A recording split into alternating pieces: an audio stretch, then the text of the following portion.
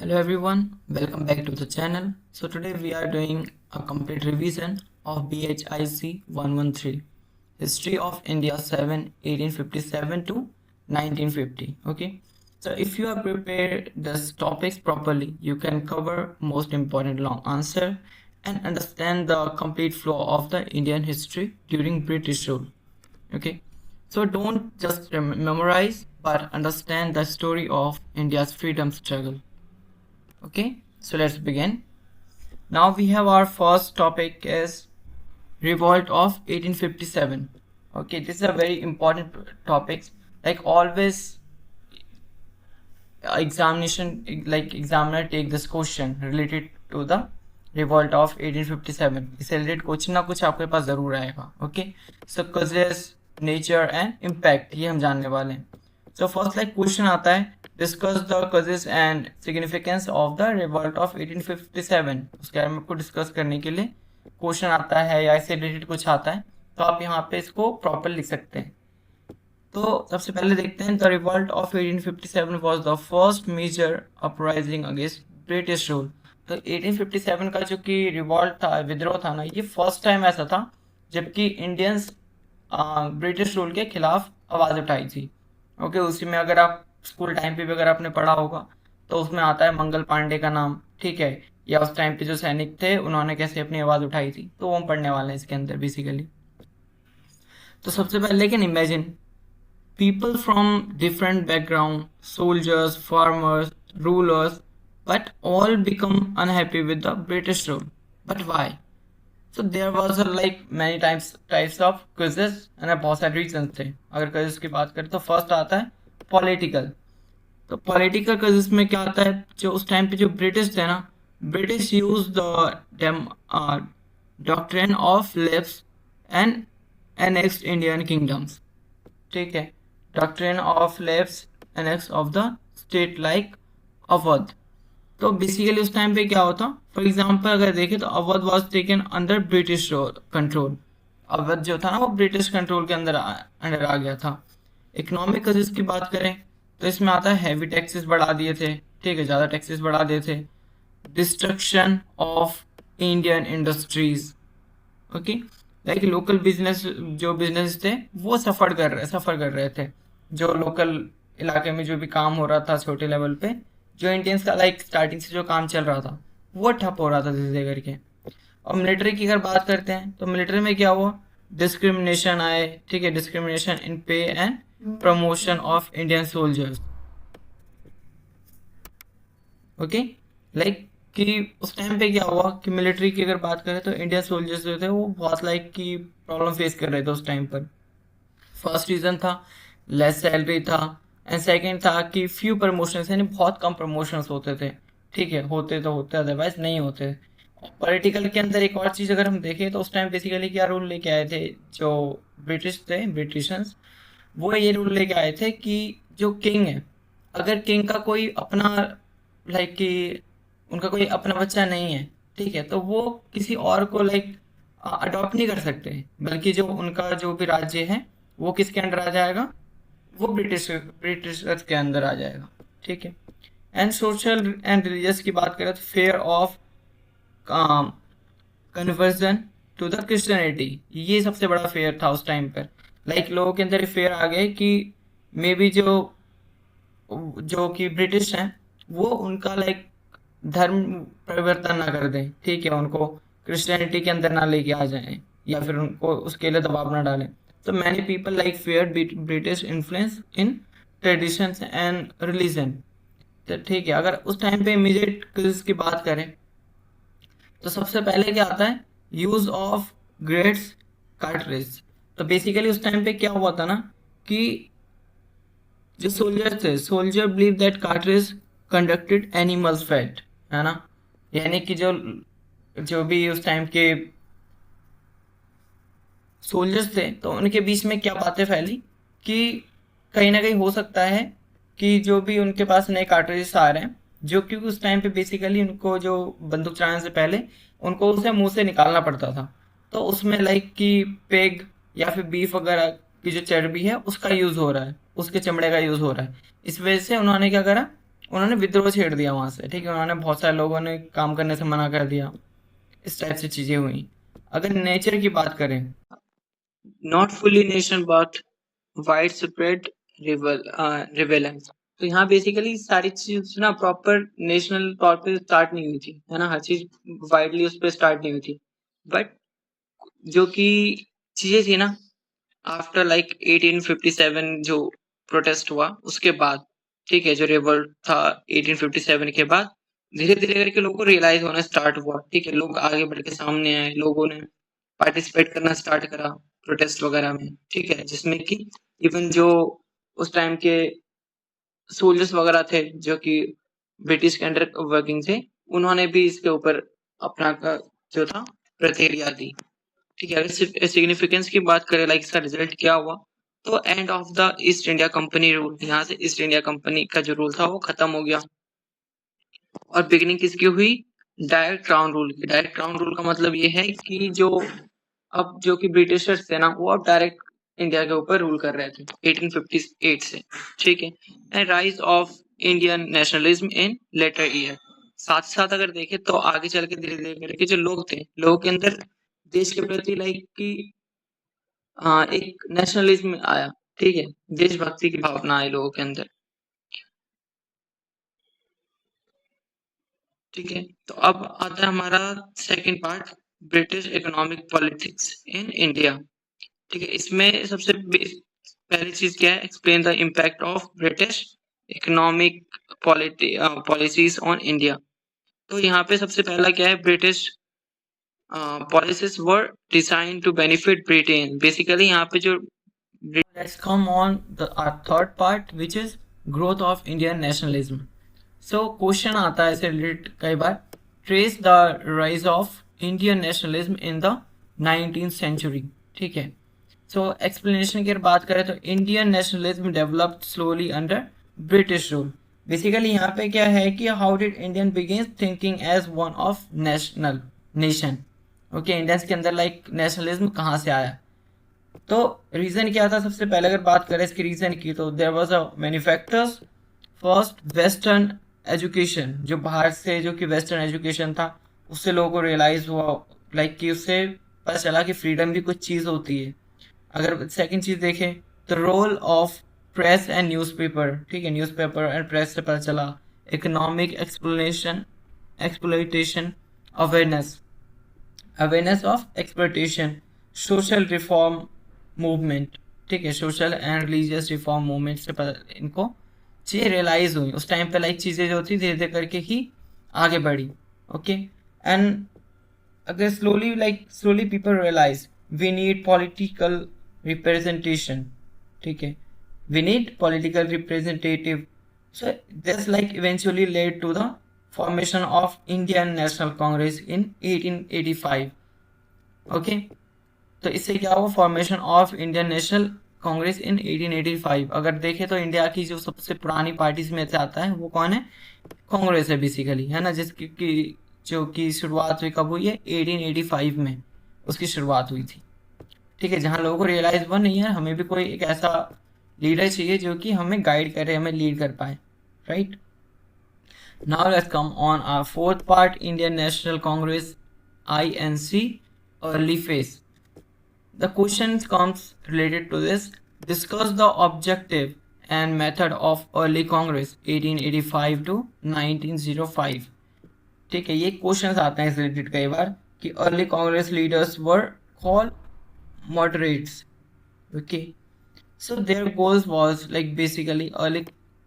So their goal was basically first administrative reforms, okay, and second Indian representation, and third is civil rights, okay. So method was petitions, constitutional discussion, dialogue. That was the method of that time. There was a leaders at that time who, Dadabhai Nauroji and Gopal Krishna Gokhale. Okay, they was a leader at that time who was ruling the party. Okay, so basically they believe that change can happen through peaceful request. So important leaders Dadabhai Naoroji and Gopal Krishna Gokhale, they followed the same thing. Okay. Now we have our next topics, which is partition of Bengal 1905 and Swadeshi movement basically.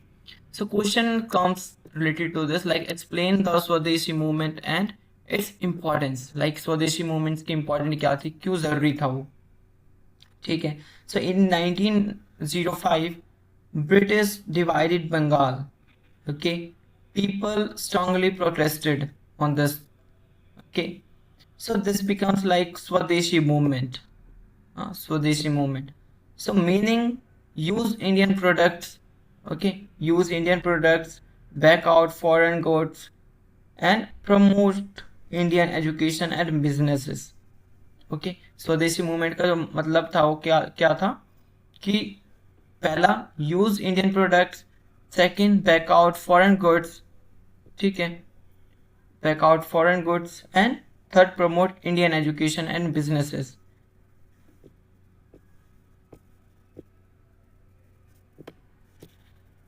And if we talk about the importance, like rise of mass nationalism and strengthened political awareness, emergence of extreme leaders. Okay, so importance, like people became politically active at that time. Nationalism become stronger day by days. Now, sixth point, rise of extremism in national movement. So question comes like, why did extremism emerge in Indian nationalism? Explanation: extremism believed moderate methods were effective. Okay, ineffective.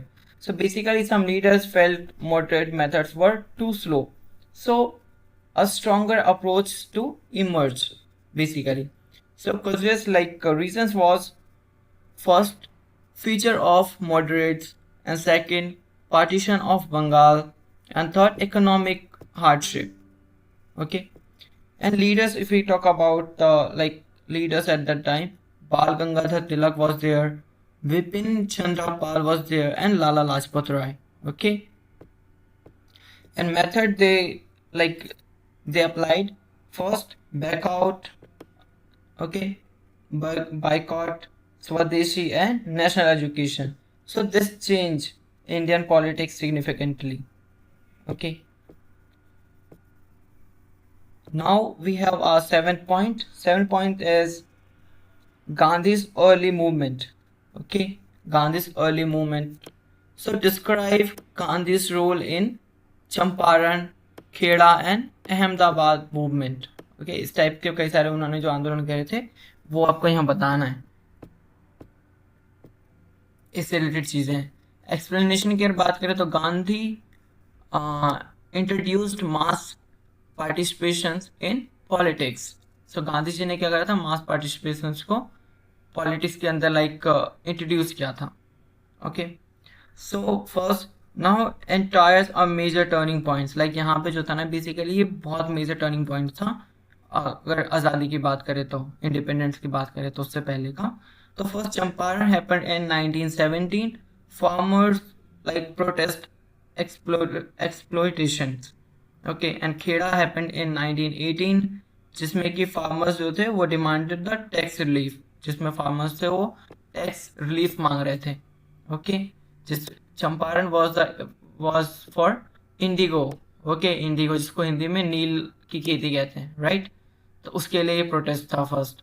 And second Kheda protest जो था वो 1918 में हुआ, जिसमें कि जो था क्या था, डिमांड कर रहे थे, जो फार्मर्स थे वो डिमांड कर रहे थे बेसिकली किसके लिए, टैक्स रिलीफ के लिए, ठीक है, टैक्स रिलैक्सेशन के लिए. And third happen Ahmedabad like movement in 1918, same like in same year. Mill workers demanded fair wages. Like mill जो कि मील वर्कर्स थे वो फेयर वेजेस मांग रहे थे. This movement like introduced the Satyagraha and peaceful resistance. Okay. So first success of Gandhi's method was satyagrah. Okay, this is a very important point of this chapter, so just remember it. Okay, it will help you in your तो अब आते हैं हम अपने 8th point पे, non cooperation movement 1920 to 22।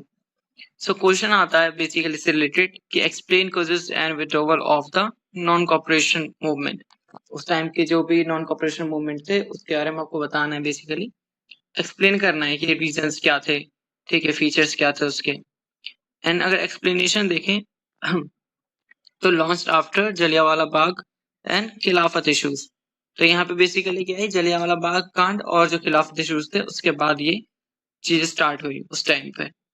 तो अगर features की बात करें लाइक कि जब खिलाफत आंदोलन कैसे हुआ था, तो बैकआउट करना स्टार्ट कर दिया था, back out of the schools, courts, foreign goods, यानी बेसिकली जो भी फॉरेनर चीजें थी, ठीक है, जो भी ब्रिटिश से रिलेटेड चीजें थी उसको जो इंडियंस थे उन्होंने लाइक मना कर दिया था, ठीक है, उन चीजों को उन्होंने एक्सेप्ट करने से मना कर दिया था। जो उनके स्कूल्स में पढ़ते थे स्कूल से बाहर निकल गए थे, ठीक है, कोर्ट्स वगैरह छोड़ दिया था उन्होंने, और फॉरेन गुड्स जो भी चीजें थी उन सब से बाहर निकल गए थे। मास पार्टिसिपेशन, तो बेसिकली यहाँ पे क्या होता, बहुत ज्यादा संख्या में लोगों ने इसमें पार्टिसिपेट भी किया। विट्रोल की बात करें तो Chaura Chauri incident happened in 1922 where violence occurred, ठीक है। तो यानी कि चौरा चौरी कांड जो है वो कब हुआ, 1922 में हुआ, जहाँ पे क्या हुआ कि वायलेंस था, ठीक है, वायलेंस देखी गई। And Gandhi withdrawal movement due to non violence participle. Ninth, अगर नाइन्थ पॉइंट की बात करें तो civil disobedience movement 1930।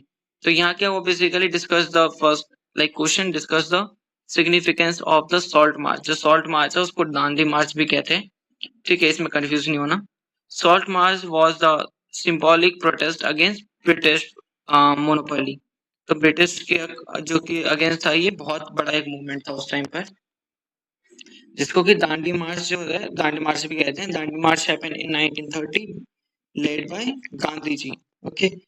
Breaking of the salt law, तो यहाँ बेसिकली क्या हुआ था कि दांडी मार्च किस लिए हुई थी, सॉल्ट लॉ को ब्रेक करने के लिए। अगर इंपॉर्टेंस की बात करें इसकी तो ग्लोबल अटेंशन टू इंडिया। हम आते हैं 10th पॉइंट पे, quite India movement which is happened in 1942, ठीक है। तो इसमें क्या था, क्वेश्चन लाइक इससे रिलेटेड क्वेश्चन कई बार आते हैं। Explain causes and significance of quite India movement, like Bharat छोड़ो आंदोलन के बारे में आपको बताना है, ठीक है, उसके क्या रीजंस थे और उसके क्या जो भी रिजल्ट निकला, ये सारी चीज़ें आपको एक्सप्लेन करनी है इसमें basically. So it was the final mass movement against British rule. तो वो क्या था बेसिकली, वो फाइनल मास मूवमेंट होने वाला था अगेंस्ट किसके, ब्रिटिश रूल के। और अगर उसके रीजन की बात करें तो reason was there first failure of Cripps missions, okay. यानी कि फर्स्ट रीजन क्या था, फर्स्ट रीजन था कि फेलियर ऑफ पॉलिटिकल नेगोशिएशंस, ठीक है, जो पॉलिटिकल जो नेगोशिएशंस वगैरह थे वो फेल हो रहे थे धीरे धीरे करके।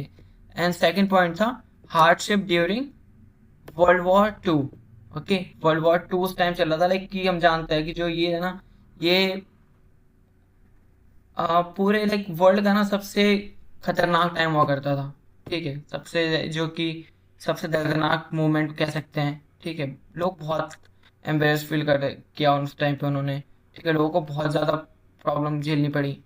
तो इस वजह से भी ये कहीं ना कहीं जो था ज़्यादा इम्पोर्टेंट हो गया था। एंड अगर हम फीचर्स की बात करें तो इसमें आता है दो डू और die slogans mass arrest of leaders, यानी कि करो या मरो वाला जो टाइम था वो ये वाला टाइम था। So thousands of like thousands of participated in this. Impact was there, like impact was that it showed India's determination of freedom and prepared the path towards independence, okay. तो उस time पे basically क्या था, इसकी वजह से independence का रास्ता खुला, ठीक है। So slow showed strong Indian desire for independence, like यहाँ से इंडियंस का जो इंडिपेंडेंस के लिए जो डिज़ायर था कि हमें आज़ाद होना है, इसके ऊपर ज़्यादा दबाव पड़ा, ठीक है, जो कि ग्राउंड पर कब वो हुआ, 1947 में लोगों को इंडिपेंडेंस मिली इंडियंस को। अगर फाइनल टिप्स की बात करें, बेसिकली यहाँ पे ये चैप्टर्स आपका पूरा कवर होता है, ठीक है। बीच बीच में मे बी मैं कुछ चीज़ एक्सप्लेन नहीं कर पाया आपको, तो उसके लिए माफ़ी चाहूँगा। बाकी अगर आपको कोई क्वेश्चंस हैं, ठीक है, अगर आपको कुछ पूछना हो तो आप कमेंट बॉक्स में लिख सकते हैं। I surely answer your questions, ठीक है, बिफोर योर एग्जाम और whatever।